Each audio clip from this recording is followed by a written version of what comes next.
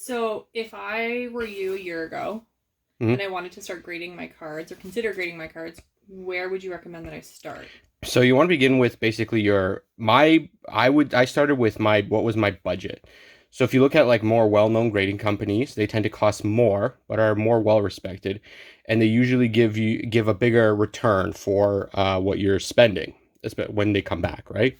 So like PSA, Beckett, they tend to sell for top dollar. SGC has started getting closer, but they still won't match PSAs and Beckett's, of course.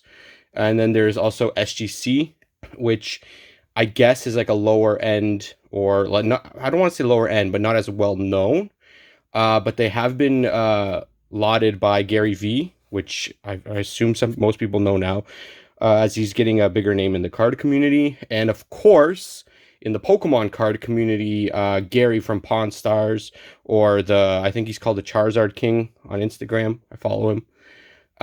But those four are usually like in the mix. It usually are garner some attention. Obviously, more expensive will be Beckett and PSA. Uh, Around, I think they're a little cheaper. CGC and then SGC will be a lower end. Return times vary for all of those. We'll get into that though. Companies like GMA, KSA, Mint, which is a Canadian company, are not inherently bad. They're just not as well known. If you want to take a look at my GMA graded videos, I think I have two on this channel already.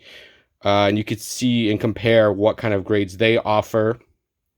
Uh, but if you're looking for resale value, I recommend the big two. But if you're looking just to protect your cards, you can always go with Mint if you're in Canada, or GMA in the States. I think they're located in Florida, and their turnaround times are pretty good. Those are a lot more cost effective, and I don't think they take that as much time. I think even Mint takes about like 2 weeks or so.